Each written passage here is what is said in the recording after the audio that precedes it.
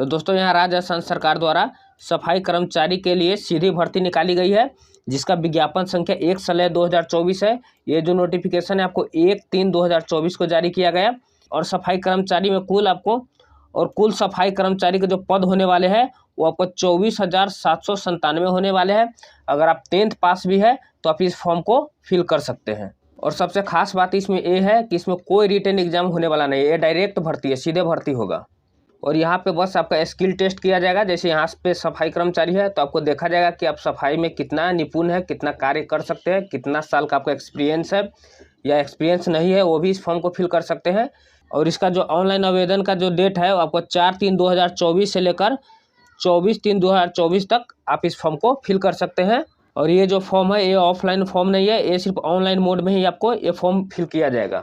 अगर आपको online form में कोई भी गलतियां हो जाती है तो 27/3/2024 से 2/4/2024 तक आप इस फॉर्म में संशोधन कर सकते हैं।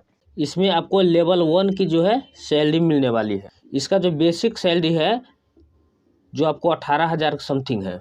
इसमें DAP अगर ऐड कर दे तो ये आपको सैलरी जो है लगभग 26,000 के आसपास पहुंच जाएगी।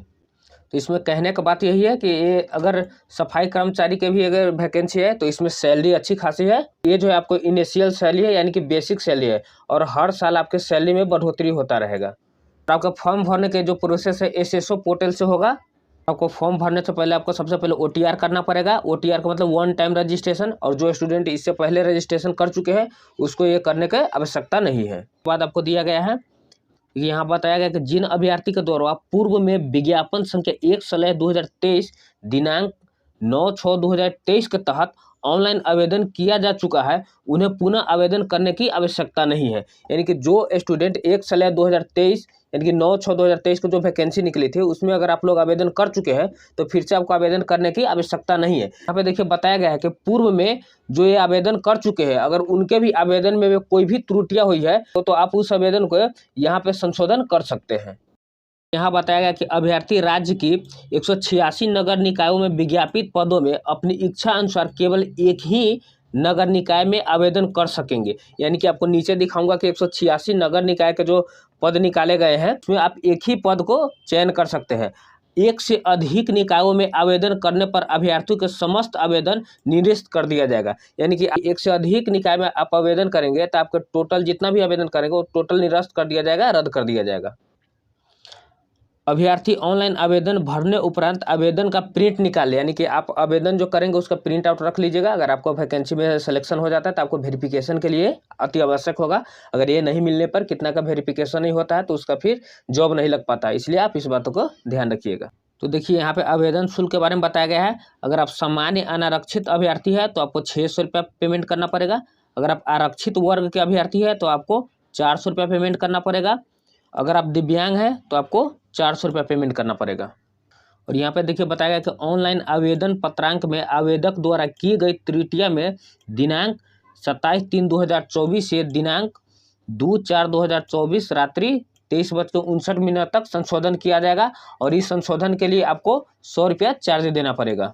और यहाँ पे देखिए पदों का विवरण दिया गया है। जो ऊपर 186 नगर निकाय था वो यही है, यानी कि देखिए ये हो गया क्रम संख्या हो गया, आपको नगरीय निकाय हो गया, रिक्त पद हो गया।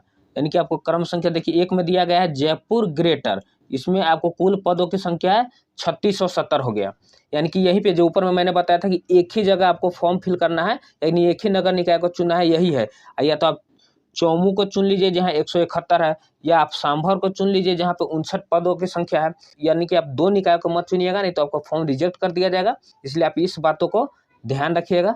बता रहा हूँ कितना निकाय दिया गया है, टोटल पदों की संख्या क्या है जो आपको नीचे दिया गया है। नगर निकाय है टोटल 186 दिया गया है। उसके बाद कुल जो पद है कुल जो है आपको पदों की संख्या 24,797 है। चरित्र प्रमाण पत्र जो है आपका 6 माह के अंदर का होना चाहिए, तभी ये वैलिड होगा, अन्यथा अनवैलिड कर दिया जाएगा। वेतनमान यहाँ बताएगा राज्य सरकार द्वारा देश 7वें वेतन आयोग के अनुसार सफाई कर्मचारी का वेतन पे मैट्रिक्स लेवल 1 होने वाले हैं। यानी कि यहाँ वेतन आपको अच्छी खासी मिलने वाला है। ये तो मैंने आपको स्टार्टिंग में ही बता दिया था। और यहाँ पे देखिए बताया कि राष्ट्रीयता, यानी कि भारत का नागरिक हो या नेपाल का प्रजनन हो या भूटान का प्रजनन हो, तभी आप ये फॉर्म को फिल कर सकते हैं। कि ये जो फॉर्म है ये ऑल इंडिया फॉर्म वैलिड है। अब यानी कि आप किसी भी राज्य से आते हैं तो आप इस फॉर्म को फिल कर सकते हैं। उम्र कितना मांगा जा रहा है और कितना होना चाहिए, देखिए यहाँ बताया गया है आयु सीमा। देखिए यहाँ आयु सीमा के बारे में बताया गया है कि दिनांक 1/1/2025 को न्यूनतम 18 वर्ष एवं अधिकतम 40 वर्ष से कम होना चाहिए। ये जो उम्र सीमा है आपको 1/1/2025 से काउंट किया जाएगा।